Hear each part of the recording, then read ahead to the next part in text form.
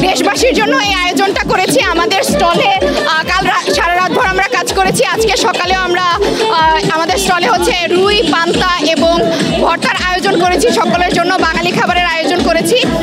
মানুষজন আসছে, তারা স্বতঃস্ফূর্তভাবে অংশগ্রহণ করছে, আমাদের খাবার খাচ্ছে, বাঙালি সংস্কৃতিকে, বাঙালি ঐতিহ্যকে ধারণ করছে। এই ব্যাপারটি আসলে আমাদের জন্য অত্যন্ত আনন্দদায়ক এবং এই ব্যাপারটি আসলে আমাদেরকে অত্যন্ত সুখকর অনুভূতি দেয় যে এখনো পর্যন্ত আমরা আমাদের শেকড়ের কাছেই আছি।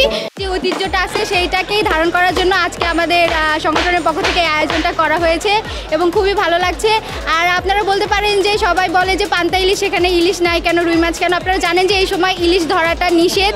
তো আমরা যাতে ইলিশ এই সময়টাতে ইলিশ না খাই, ইলিশ না ধরি, এই জিনিসটাই, এই মেসেজটা দেওয়ার জন্য আমাদের এই ছিল। এবং আমরা সেখানে রুই মাছের আয়োজন করেছি, মাছ ভাজা, ভর্তা আছে এবং পান্তা ভাত আছে।